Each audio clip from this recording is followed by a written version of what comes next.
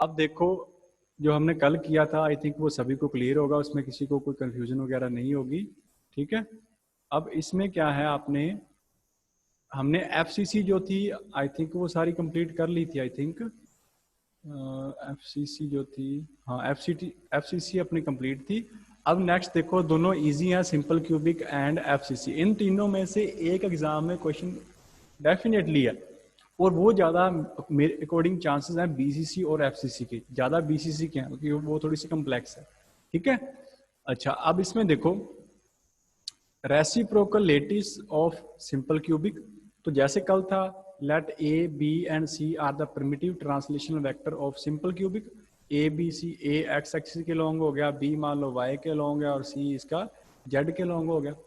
तो अब मान के चलो आई जे और के कैप जो है वो मेरे पास क्या है, ऑर्थोगोनल यूनिट वेक्टर्स हैं along X Y and Z axis. मतलब कि एक एक्स के लॉन्ग है, एक वाई के लॉन्ग है, और एक जेड के लॉन्ग है। ठीक है, अब ना जैसे देखो कल हमने एफसीसी के अंदर किया था, चलो एक मिनट में वो डायग्राम दोबारा दिखाता हूँ। एफसीसी के अंदर जैसे हमने कल किया था दिस डायग्राम। अब इसके अंदर अगर किसी बच्चे का ये क्वेश्चन है कि सर हमने एक्स के लॉन्ग ए लेना था जी, वाई के लॉन्ग बी लेना था। ठीक है, अब ये हमने कहीं नहीं बोला कि एक्स के लॉन्ग ए है, वाई के लॉन्ग बी है, जेड के लॉन्ग सी है। देखो यहाँ पे हमने ये नहीं लिखा, जस्ट बीसीसी के ट्रांसलेशनल वेक्टर ये हैं। तो अब हमने जो भी एक अदर चूज करना है, कोई एटम चूज करोगे तो एक्स के लॉन्ग, चलो ठीक है, वो हमने ए कंसीडर है कि एक्स में हमने ए डिस्टेंस जानी है, वो एक्स वाला वेक्टर ए होता है। अब हमने जो ये एटम है ये चूज कर लिया, कोई भी एटम चूज करोगे हमें तो वहां तक रीच करनी है। ठीक है, तो वो आप कैसे पहुंचोगे वहां तक, वो डिपेंड करेगा कि आप एक्स में कितना जा रहे हो, आप वाई में कितना मूव किए, आप जेड में कितना मूव किए। इसीलिए वो इस टाइप का क्या आ गया, कॉम्बिनेशन आ गया। ठीक है ना, ये कोई फिक्स नहीं है कि आप इसको, अब कोई क्वेश्चन ये पूछेगा कि सर ये तो इस साइड जा रहा है जी, इसको सी कैसे दे दिया, ना तो ये जेड में लग रहा है, ना एक्स में लग रहा है, ना वाई में लग रहा है। ठीक है ना, तो ये थोड़ा सा 3D डायग्राम में यहाँ पे ये चीज ऑब्जर्व करनी डिफिकल्ट है। तो आप इसको दिमाग से निकाल दो कि ये एक्स वाई जेड के अकॉर्डिंग चल रहा है, बस आपने उस पॉइंट की वैल्यू निकालनी है वो कहाँ पे है, उसके अकॉर्डिंग फिर आप मूव करोगे, कुछ एक्स में, कुछ वाई में, और कुछ आपको क्या कहाँ मूव करना है, जेड एक्सिस के अंदर। ठीक है, अब देखो अपना सिंपल क्यूबिक जो है उसके अंदर क्या है मेरे पास, दैट इज सिंपल क्यूबिक। हाँ जी, यहाँ पे देखो, अब अगर आपने एक्स में मूव करना है तो सिंपल क्यूबिक है, इसकी वैल्यू ए होगी। वाई में आपने मूव करना है, सिंपल क्यूबिक है, इसकी वैल्यू भी ए होगी।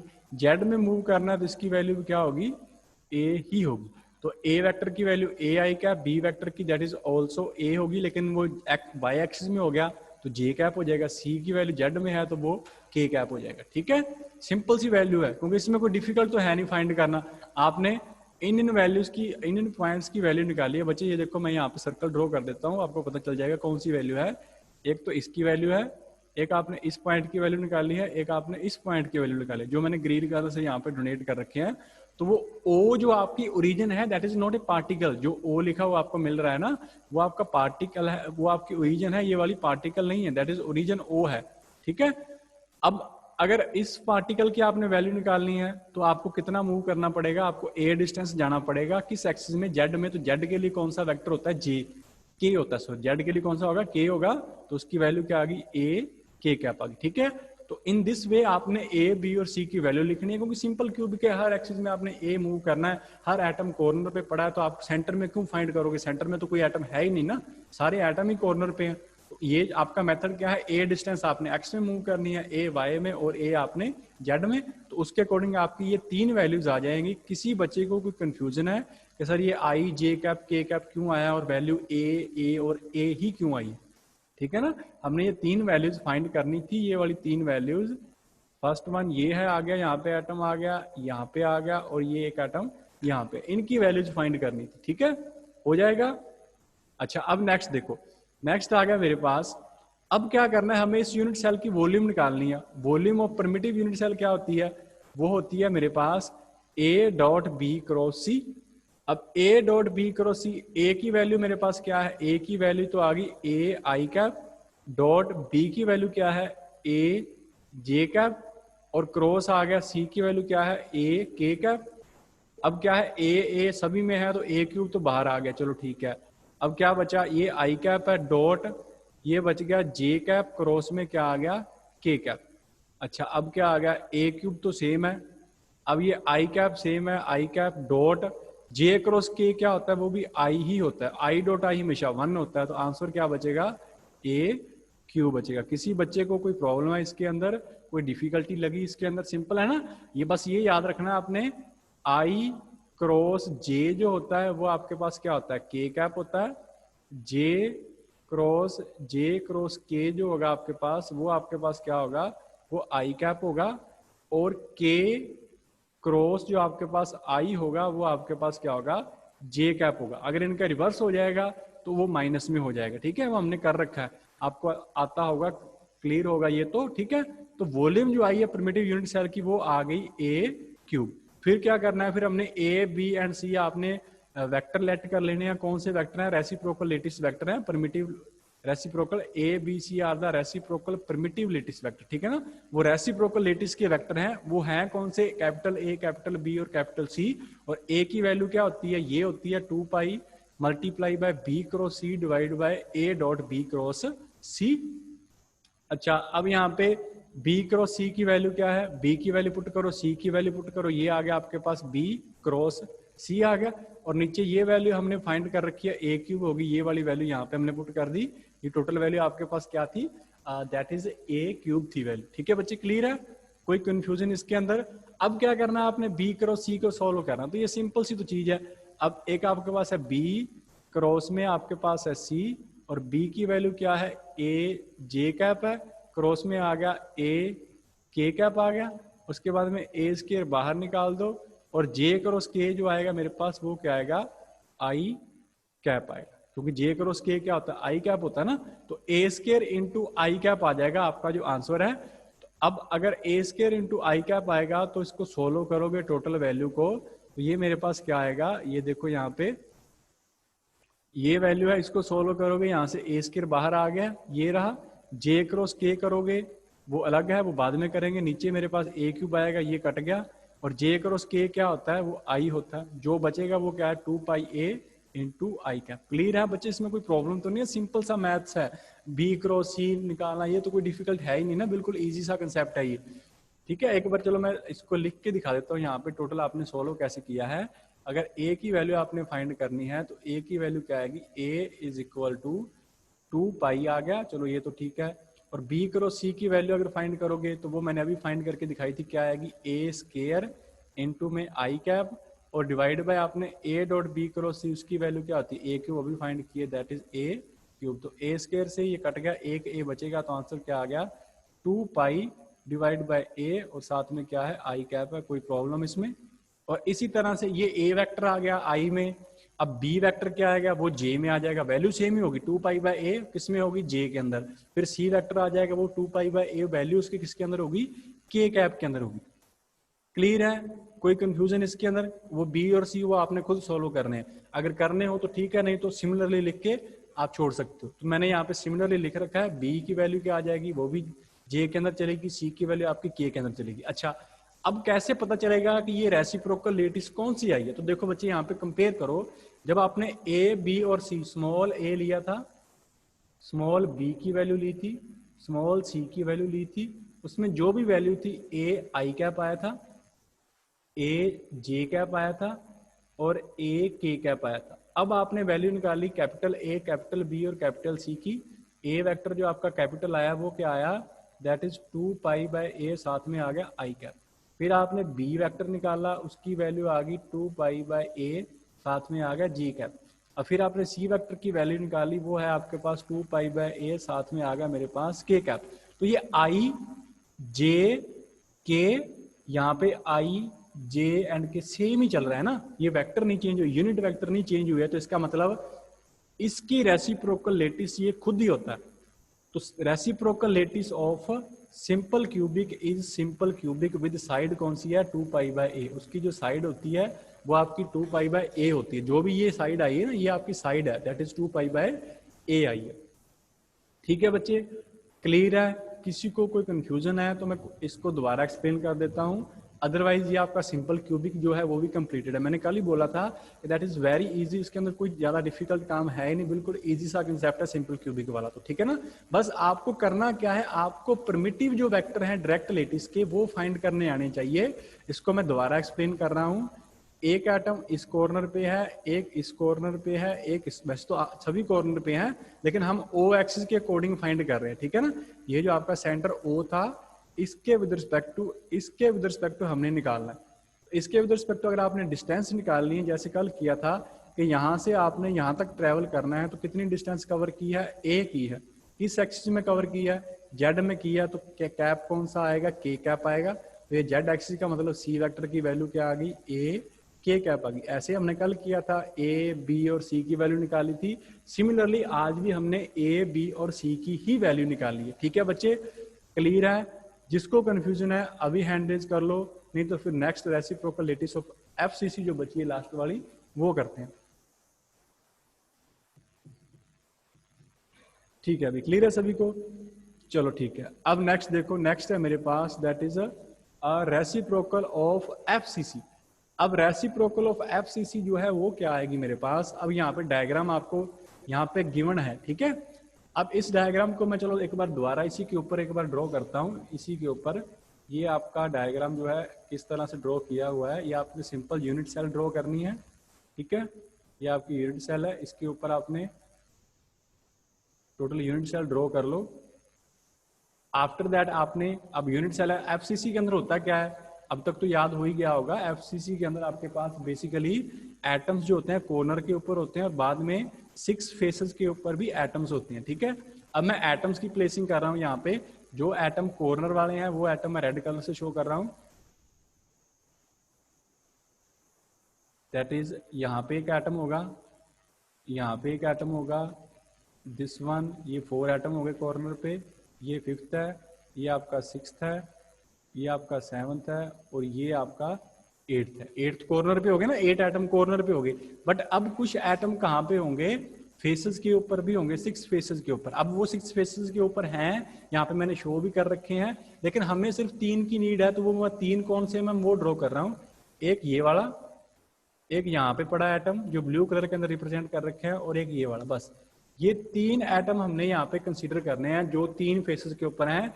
ठीक है, जो नियर बाय 3 फेसेस हैं, इस सेंटर के विद रिस्पेक्ट टू जितने भी हैं, सेंटर अभी भी वहीं पर है, जो सिंपल क्यूबिक में जो सेंटर था पॉइंट, वही सेंटर एफसीसी के अंदर है। उस सेंटर पॉइंट के विद रिस्पेक्ट टू जितने फेसेस, जो नियर बाय वाले फेसेस है, नाइबरिंग फेसेस हैं, उनके 3 एटम आएंगे, और वो 3 एटम के लिए एक का एटम की वैल्यू ए है, एक के लिए बी है, एक के लिए आपकी वैल्यू क्या है, सी है। तो क्लियर है बच्चे, ये आपका डायग्राम है। 6 फेसेस पे आएंगे, लेकिन हम यहाँ पे सिर्फ 3 ही शो करोगे तो कोई इसमें प्रॉब्लम नहीं है। बस लिख देना वहां पे कि ये एफसीसी क्यूबिक लेटिस है, इट मींस 8 एटम कॉर्नर पे होंगे और 6 कहाँ पे होंगे, फेसेस के ऊपर होंगे। आउट ऑफ विच हम कौन से चूज कर रहे हैं, जो इस ओ ओरिजिन के साथ मैच कर रहे हैं। ये वाली जो आपकी ओरिजिन है जिसको मैं अब ड्रॉ कर रहा हूँ, ये वाले जो ओरिजिन है, इसके विद रिस्पेक्ट टू जो क्लोज बाय जो नाइबरिंग जो है वो हमने यहाँ पे क्या किए हैं, कंसीडर किए हैं। ठीक है बच्चे, क्लियर है? अच्छा, अब फिर जैसे कल किया था सेम है कि A B C be the primitive translation vector of FCC, I J K cap be the orthogonal unit vector along X Y and Z axis. अब निकालनी है ए की वैल्यू। अच्छा, ये रहा मेरे पास ए, इसकी हमने निकालनी है वैल्यू। तो अब किस साइड मूव करोगे, कितना मूव करोगे? देखो सबसे पहले मैं क्या कर सकता हूं, हाफ एक्सिस यहां तक मूव किया, इस पॉइंट पे आ गया। अब हाफ ही मैंने इस साइड मूव किया तो मैं सेंटर में आ गया। फेस पे एटम बिल्कुल सेंटर पे होता है, तो आपने कितनी डिस्टेंस कवर की, a/2 तो आपने कवर की x में, तो आई कैप लिखोगे। फिर आपने a/2 किस एक्सिस में कवर की, ये वाली, ये एक्सिस किस साइड है, y वाली है ना, तो a/2 इंटू जे कैप। तो ये आ गया आपके पास a/2 आई कैप प्लस a/2 जे कैप। क्लियर है बच्चे? अब b, अब जो b है वो देखो, अब पहले मैं गया y एक्सिस में, हाफ गया, y एक्सिस में कहा गया, हाफ गया, a/2 जे कैप। अब फिर इससे ऊपर गया, उसको मैं ब्लू कलर में रिप्रेजेंट कर रहा हूँ, यहां से मैं ऊपर की ओर गया, किस एक्सिस में, ये वाली जेड है ना ऊपर वाली एक्सिस, तो जेड एक्सिस में गया, तो जेड एक्सिस में जाओगे तो वैल्यू कितनी आएगी, पॉजिटिव में जा रहे हो तो प्लस में हाफ ही ट्रेवल किया है a/2, और साथ में क्या आ जाएगा, के कैप आ जाएगा। ठीक है, ये देखो a/2 जे कैप प्लस में a/2 के कैप। ठीक है, अब बचा सी। अब सी के लिए क्या है, ये वाला एटम है, तो आप क्या कर सकते हो, पहले तो हाफ हाफ जाओगे जेड एक्सिस के अंदर, जेड में हाफ जाओगे, जेड में हाफ जाने के बाद में आपको इस साइड मूव करना पड़ेगा, तो ये साइड किसके पैरेलल है, एक्स के पैरेलल है, इट मीन्स आपने a/2 तो जेड में मूव किया, इट मीन्स के कैप, और प्लस में a/2 कहाँ मूव किया आपने, आई कैप। तो इसमें ये सारे प्लस वाले आने वाले, यहाँ पे कोई नेगेटिव वाला नहीं आएगा। क्लियर है बच्चे, किसी को कोई प्रॉब्लम है ये किस तरह से फाइंड किए हैं तीनों, तो अभी हैंड रेज कर लो, यहीं पे दोबारा एक्सप्लेन हो जाएगा, अदरवाइज यहाँ बाद में क्रैम करते फिरोगे इसको कि ये टोटल वैल्यू कैसे लिखनी है। अगर बाय चांस एक आधी वैल्यू ऊपर नीचे होगी तो एक भी नंबर नहीं आएगा इसमें से। ठीक है, क्लियर है, चलो ठीक है, अगर क्लियर है तो अब ये ए बी सी की वैल्यू है a/2, सभी में कॉमन था तो a/2 हमने बाहर निकाल लिया, तो ये मेरे पास a की वैल्यू आ गई, परमिटिव लेटिस वेक्टर है डायरेक्ट लेटिस के, ये b की वैल्यू है, ये आपकी c की वैल्यू है। दोबारा काम वही करना है, volume of the direct unit cell, तो a डॉट बी करो c। अब तीनों में a/2 कॉमन था, a/2 और यहाँ पे a/2 है, तो मल्टीप्लाई करनी है, तो आपके पास a³/8 आ गया, वो मैंने यहाँ लिख दिया, a³/8। इज दैट क्लियर और नॉट, a³ क्या आ जाएगा, 8 आ जाएगा।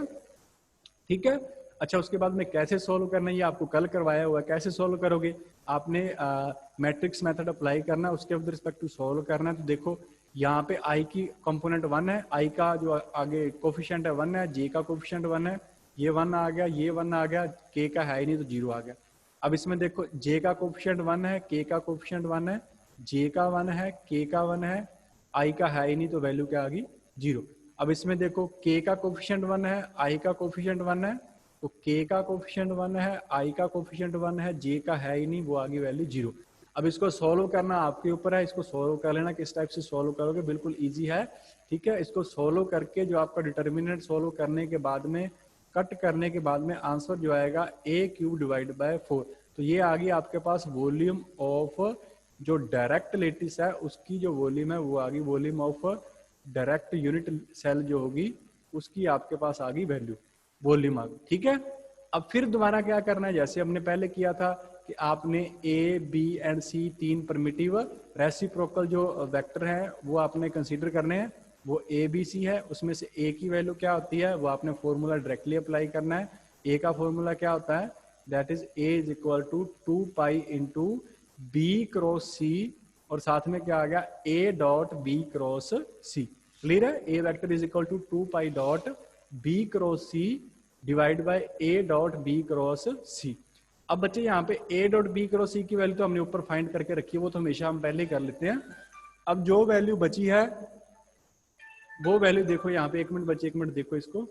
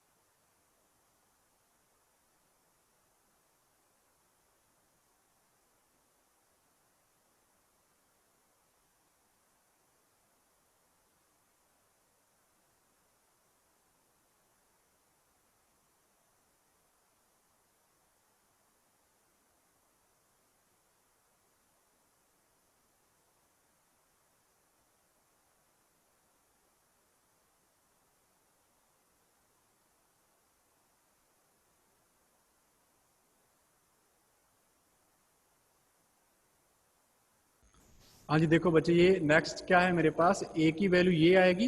अब ए डॉट बी क्रॉस सी है वो तो हमने ऑलरेडी फाइंड करके रखा ही है ना, उसमें तो कोई प्रॉब्लम है ही नहीं। अब बी क्रॉस सी जो है ना, वैसे तो आप मैट्रिक्स मेथड जो है वो भी यूज कर सकते हो, मैंने यहाँ पे सिंपल अप्लाई करवा दिया ताकि आपको कोई कंफ्यूजन ना हो कि सर हमेशा मैट्रिक्स वाला ही क्यों यूज कर रहे हैं।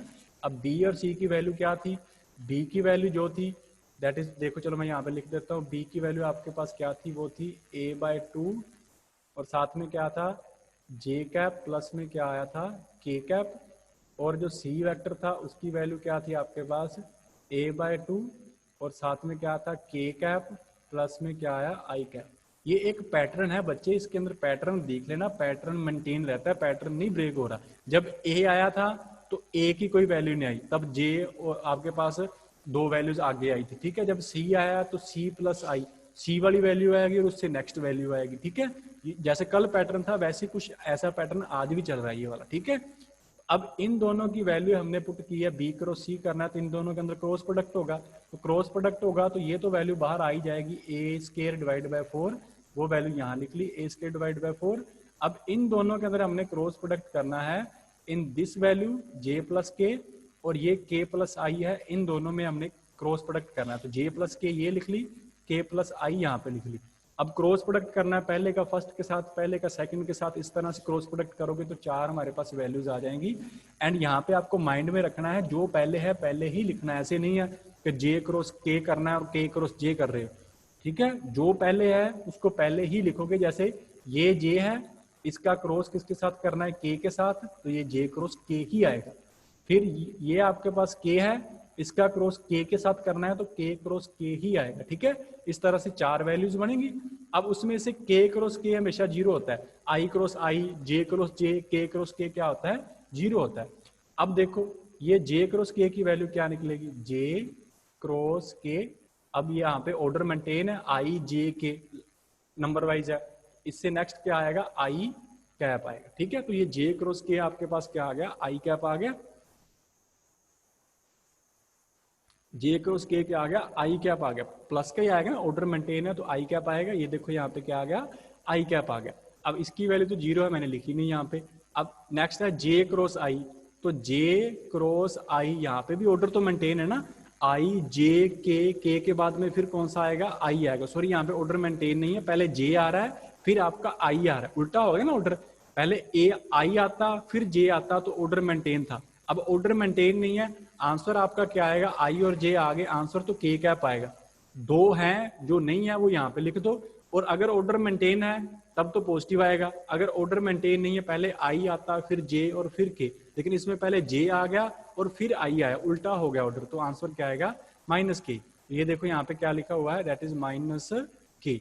अच्छा नेक्स्ट अब वैल्यू के क्रॉस आई, ये वाली जो वैल्यू है ये देखो, अब के क्रॉस आई जो है, अब इसमें ऑर्डर तो मेंटेन है ना, आई जे के, आई जे के, तो के बाद में आई आएगा, ऑर्डर मेंटेन है तो आंसर तो जे आना हमें पता ही है, प्लस पॉजिटिव का आएगा। ये देखो यहाँ पे लिखा हुआ है प्लस का जी। आई होप सो कि मैथ्स में ये किया ही है, इतना कोई डिफिकल्ट तो है नहीं, क्लियर ही होगा ये वाली चीजें। तो अब यहाँ पे मेरे पास नेक्स्ट क्या है, ये सारी वैल्यूज पुट करोगे तो ये मेरे पास आ गया ए स्क्वायर डिवाइड बाय 4 बाहर था, ए स्क्वायर बाय 4, ये आई है, ये माइनस के है, ये जे है, तो सॉल्व करने के बाद में जैसे आपने साइन चेंज की है तो ये आई प्लस जे माइनस के, ये वैल्यू आ गई, ठीक है। तो अब सिमिलरली अब क्या करना है आपने, ये तो बी क्रॉस सी की वैल्यू निकाली है, अब आपने वैल्यू किसकी निकालनी है, ए की। ए की वैल्यू का फॉर्मूला क्या है, 2 पाई इंटू, यहाँ पे अपर था बी क्रॉस सी, तो बी क्रॉस सी की जो वैल्यू है आपने यहाँ पे पुट करनी, ये आ गया आपके पास B cross C divide by volume आई थी A dot B cross C, वो हमने पहले निकाली, स्टार्टिंग में हम यही काम करते हैं। तो ए क्यूब डिवाइड बाय 4, इसकी कटिंग वगैरह कर लेना, 4 से 4 कट गया, जो आंसर आया 2 pi by A, I plus J minus में क्या आ गया, के आ गया। क्लियर है बच्चे, किसी को कोई डिफिकल्टी, इसके अंदर सिंपल सा मैथ्स है, कोई ज्यादा डिफिकल्टी है, मैट्रिक्स तो वैसे इजी होती है, उसमें तो करना ही क्या है, आई जे बस मल्टीप्लीकेशन ही है उसमें, और क्या है, ठीक है, हो जाएगा ये वाला। कटिंग वगैरह करके ए वेक्टर की वैल्यू आपको ये मिलेगी। अब सिमिलरली बी वेक्टर क्या आएगा वो देखो, इसी को देख के मैं ड्रॉ कर रहा हूँ। बी वेक्टर जो आएगा वो आएगा 2 पाई बाय ए। अच्छा इसको अगर मैं देखूं तो जब मैंने ए वेक्टर लिया था तो ए और बी पॉजिटिव आए थे, तो अब जब मैं बी वेक्टर लूंगा तो इसका मतलब बी और सी पॉजिटिव आएंगे, इसका मतलब जे और प्लस में के, ये तो दोनों पॉजिटिव आएंगे डेफिनेटली, पर आई क्या आएगा, वो आएगा आपका नेगेटिव। सिमिलरली अगर सी वेक्टर में ड्रॉ करूंगा तो 2 पाई बाय ए तो आएगा, अब जब सी आएगा तो सी और ए दोनों पॉजिटिव आएंगे, तो सी के लिए के कैप होता है तो के कैप पॉजिटिव आएगा, आई के लिए आई कैप है तो वो पॉजिटिव होगा, और बीच वाला रहेगा जे कैप तो वो आपका क्या आएगा, नेगेटिव आएगा। तो ये आपके पास सी वेक्टर आएगा, ठीक है। इसके कंपैरिजन के साथ कर लेना, ठीक है। अगर ए है, ए और बी पॉजिटिव आया, सी नेगेटिव, अगर बी है तो बी और सी पॉजिटिव आया है, ए नेगेटिव। अब ए के लिए कौन सा, ए नहीं लिख देना ना, वहां पे आई जी और के में बात हो रही है यहाँ पे, ठीक है, तो उसके कोरस्पॉन्डिंग लिख लोगे, क्लियर है।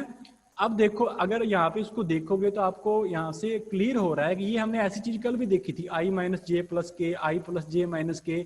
जब हमने एफसीसी लेटेस्ट लिखी थी तो वहां पे a/2 इंटू क्या आया था, आई कैप प्लस में जे कैप माइनस में के कैप स्टार्टिंग में। जब एफसीसी लिखी थी, देखो मैं एफसीसी चलो यहाँ पे शो ही कर देता हूँ एक बार, वहां से क्लियर हो जाएगा। ये स्टार्टिंग में देखो, ये रही एफसीसी। जब आपने एफसीसी लिखी थी उसके ए वेक्टर की वैल्यू में ये आया था। और अब सॉरी बीसीसी, जब आपने बीसीसी लिखी थी, तो अब हमने एफसीसी सॉल्व की और उसकी जो रेसिप्रोकल लेटिस निकाली है वो आपकी आ रही है, जो बीसीसी की थी वो आ रही है ना। तो इसका मतलब एफसीसी की जो आपकी रेसिप्रोकल लेटिस होती है वो कौन सी होती है, वो आपके पास होती है बीसीसी। ये देखो यहाँ पे लिखा हुआ है, reciprocal lattice of FCC is BCC. ठीक है, कल हमने क्या किया था, कल हमने ये किया था कि जो बीसीसी की रेसिप्रोकल लेटिस होती है वो कौन सी होती है, वो एफसीसी होती है। और आज यहां से ये क्लियर हो रहा है कि जो आपके पास एफसीसी की जो रेसिप्रोकल लेटिस है वो कौन सी होती है, वो आपके पास बीसीसी होती है। तो सिंपली है, आपने याद रखना है कि सिंपल क्यूबिक की रेसिप्रोकल तो सिंपल क्यूबिक होती है, बीसीसी की कौन सी होती है, वो आपके पास एफसीसी होती है।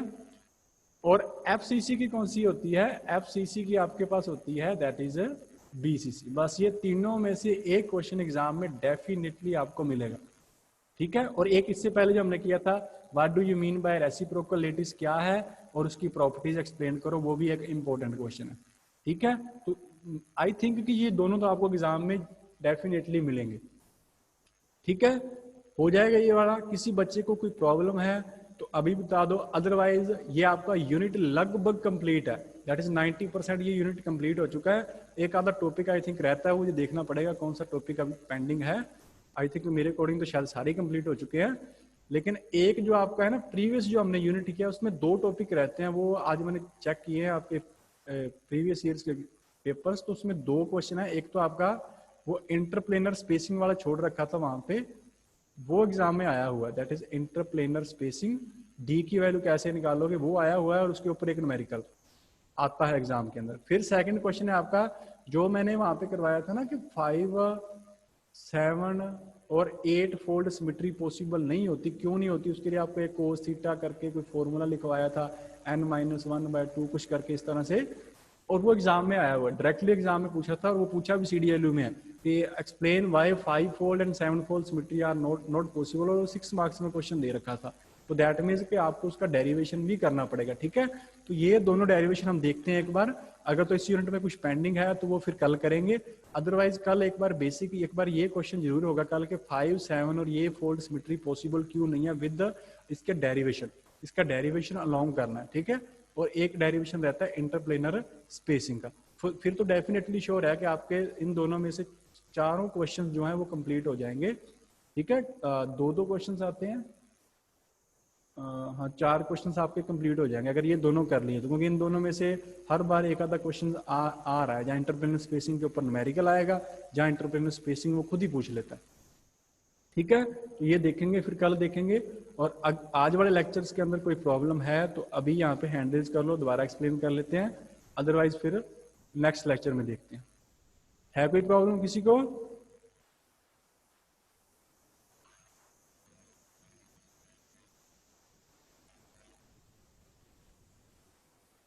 चलो ठीक है बच्चे, थैंक यू, इसको कर लेना। ठीक है।